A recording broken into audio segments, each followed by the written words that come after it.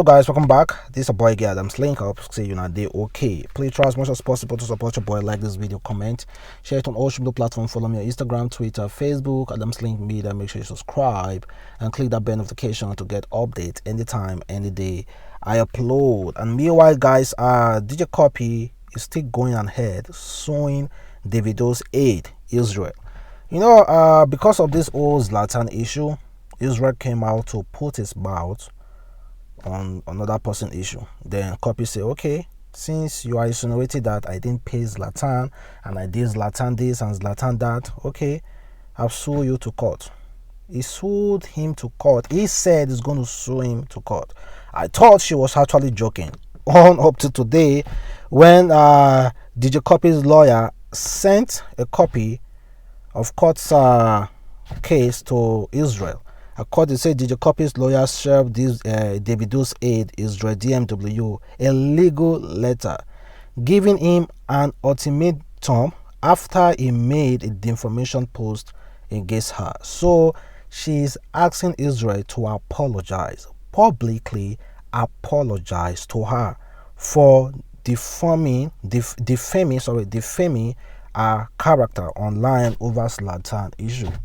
I thought she was just joking about that. Cuppy, you and Davido are good friends. Or maybe she may have spoke to Davido, though Davido or may have apologized. Okay, this Roy is my boy. Please, you don't have to take this further.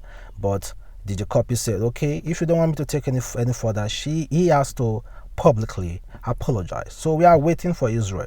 Cuppy wants you to publicly acknowledge that you F up, and he wants you to apologize. Davido cannot save you for this.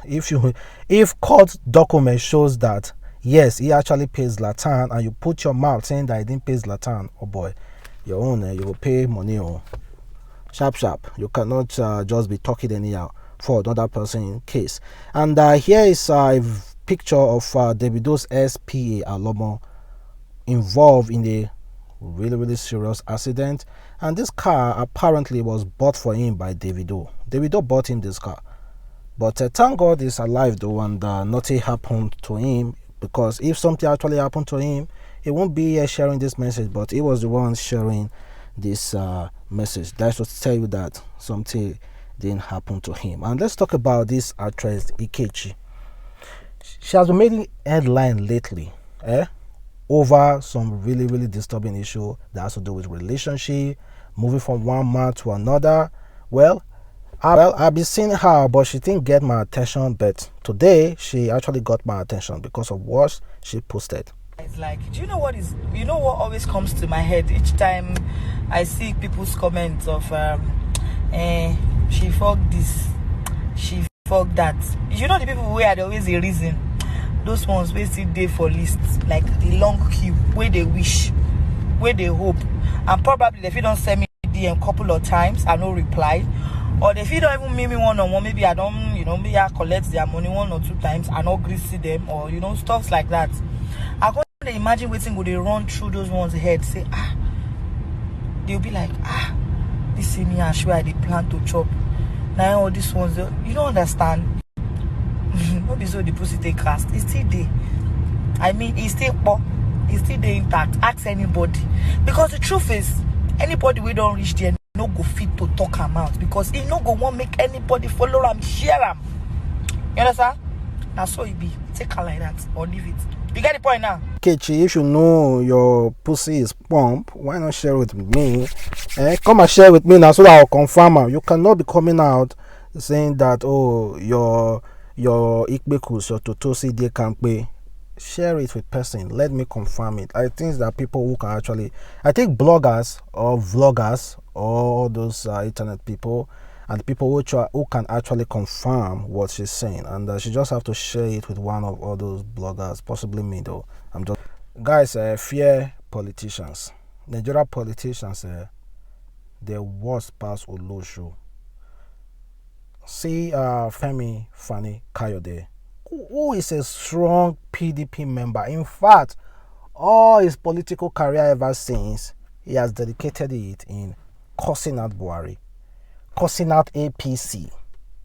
Imagine this guy has defected to APC from PDP to APC.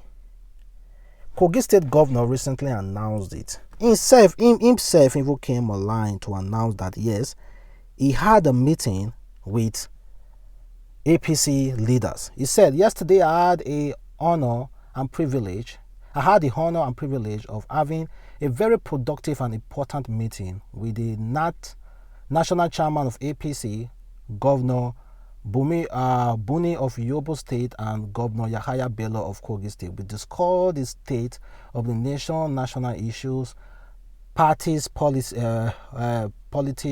and the way forward. The meeting are wide-ranging and ongoing, and I'm delighted to be involved in them. Despite the obvious benefit and wisdom in this noble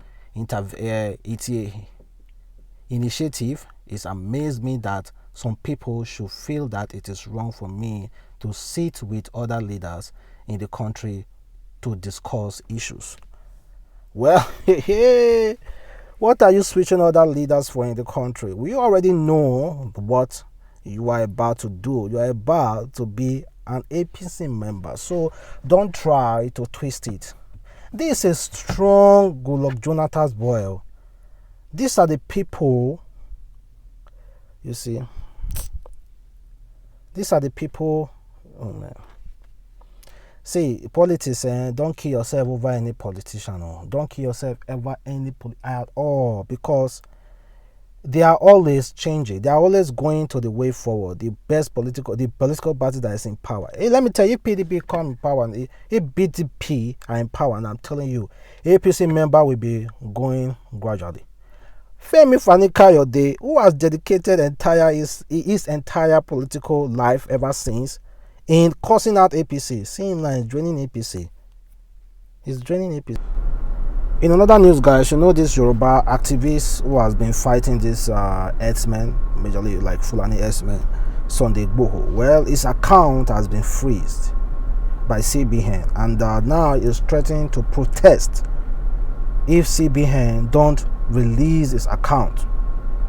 All his accounts has been freezed, and he's not really happy about that. You already know that he has been moving from one state to the other in majorly middle belt, all those Yoruba states. According to him, he wants to eradicate Fulani herdsmen. He wants to make sure all those Fulani herdsmen, criminals called Fulani herdsmen, are not welcome in any of Yoruba states. Well, guys, now his account had been freezed by CBN. And in another good news, Endsars, those people who were supporting Endsars movement, whose account were frozen by CBN, well, court has ordered CBN to unfreeze accounts of Endsars protesters. As the Federal High Court in Abuja on Wednesday, February 10th, ordered the Central Bank of Nigeria to unfreeze the bank account of the 20 Endsars protesters. Well, you know Nigeria matter, whether court talk or court no talk, they will still do, the government will still do what they want to do. So that doesn't necessarily can change any fact. Even if court talks say yes, they should unfreeze or even give them compensation, I'm telling you, I strongly believe that they won't follow the laws. So let us see if they will start unfreezing them. But it's thin. And let's talk about this rape issue. No, I've always talked about rape. I don't support it in any way, and I don't know what this old man, you see, 70. Recently they said a 70-year-old HIV positive man arrested for raping a 5-year-old girl in Benue State. The 70-year-old man who defied 4-year-old girl finally arrived state headquarters of the Nigeria Police Force. Mr. Aki lured 4-year-old girl into his house and raped her. According to his confession before the police, he called her and gave her garri to drink, then perfected this evil act on the innocent girl. When the girl's parents came looking for her in the neighborhood, he hid her in his bathroom. The little girl later opened up to her parents when they noticed that she was bleeding and asked some questions. The man confessed to have been living with HIV for 20 years, and since his wife left him, his only option was to get young girls to satisfy his sexual urge. I also spoke to the mother on why she did not want a case, and even went to the police station to have the man released, but she said they are both from the same place, and her husband asked her to drop the case before village elders will lay a curse on them or ban them from the village. If anything happened to the old man, her husband said that they should rather settle amicably out of the police station. The man has been detained while further investigation is ongoing and will be charged to court within the weeks. Listen to this, guys. The father and mother of this girl went to the station to try to quench that case, to try to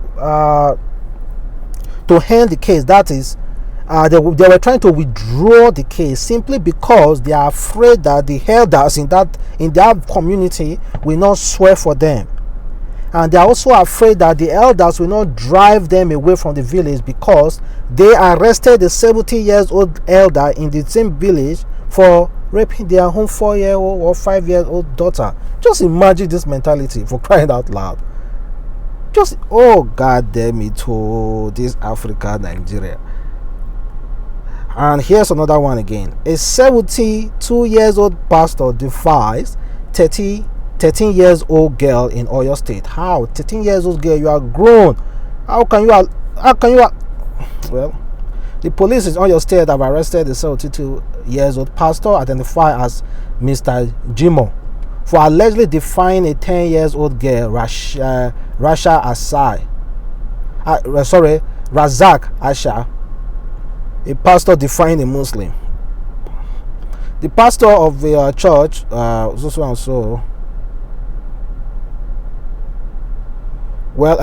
parading the suspect on Wednesday, February 10, the command spokesperson Ngozi said the suspect and the parents of the victim live within the same compound, and the victim always goes to the living room of the suspect to watch television.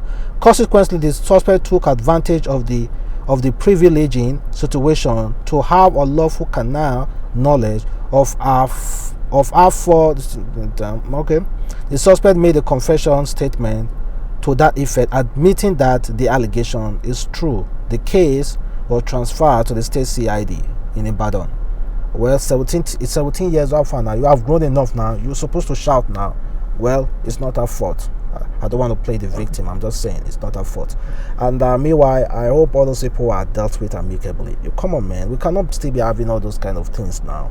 And this is why the second story I talk about is a girl going to his neighbor's house to watch him. Me, particularly, because of this, of the story I hear online, because majorly all those things happen when you allow your children to go to your neighbor's house to watch movies all the time. I particularly bought a big generator and put DSTV, Star Time, and Star TV in my mother's house,